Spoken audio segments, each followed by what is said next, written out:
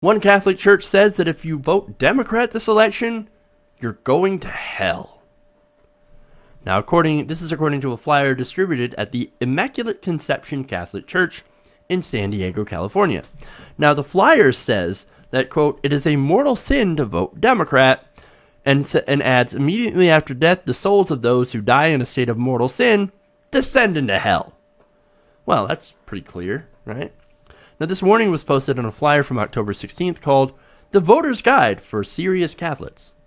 If you're not a serious Catholic, I guess you can, not follow this advice, this guide. I don't know. Now, let me just add, before I get further, that the Pope, head Catholic, right? He is the head guy, supposedly ordained by God to be in that position.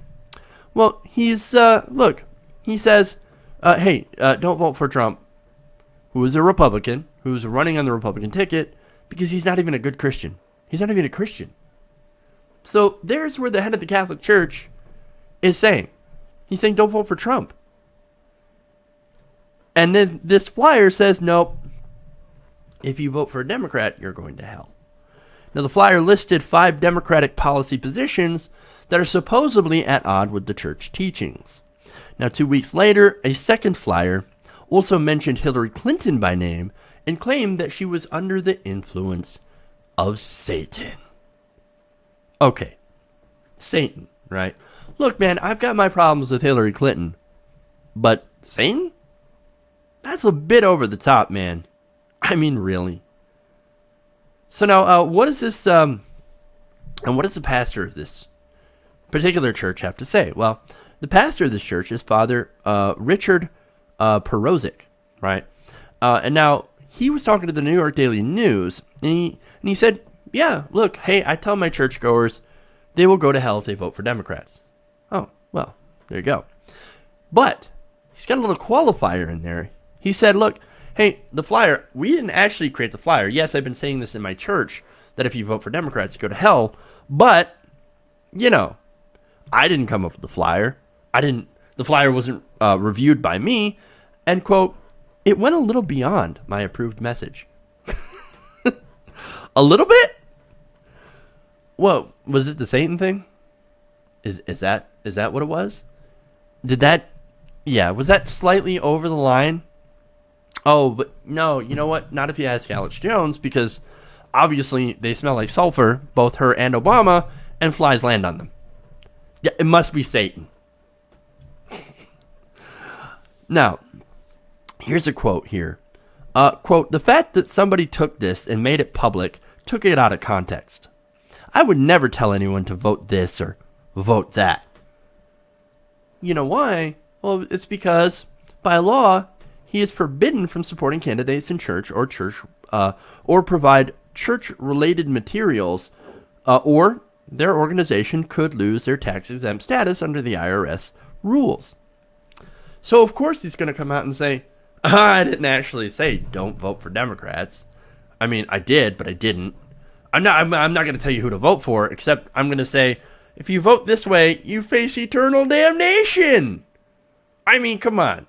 So, I'm not telling you who to vote for. I'm just saying, if you want to save your soul, don't vote for Democrats. Come on, man. This guy, he's caught with his hand in the cookie jar, man. Here he is preaching politics from the pulpit, but not wanting to pay. Sorry, dude. If you want to do politics, this game is pay to play, meaning you pay your taxes. But it's not like this is the first time this guy has gotten in trouble for this, right? In 2009, he claimed that abominations would be forced on America by President Obama. Abominations or abominations? Good question. Look, so abominations. Where are they? I don't see them. Do you see any abominations? Actually, I do see one. And he is the current Republican nominee. and besides, going back to his point of, Democrats, man, their policies, man, they're not pro-Christian. Really? So let me go through some of the Republican policies that are so pro-Christian. For example, Republicans are against feeding the poor, housing the homeless, and healing the sick. When that's the Democratic position, hey, let's use our collective resources through taxation to help people get food, help, get people houses, homes, help the homeless, right? And provide everybody with universal health care so we can heal the sick. Those are the Democratic positions. The Republican positions seem to be at odds with this. And sure, they hate abortion, right? However, in the Old Testament, God tells someone how to induce an abortion in order to tell if his wife was cheating on him. Here, mix up this concoction, and if she has an abortion, if the baby dies, well, obviously that's not your kid. Okay? What about Jesus? Well, Jesus ended up saying nothing about abortion either.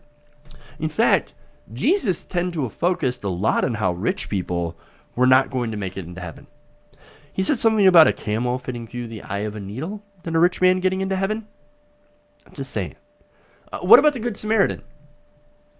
Well, the Good Samaritan ended up helping travelers on the road. So that's his thing. Not only that, right? But also treat the immigrant as you would treat yourself. Do you see the Republican Party doing that? No.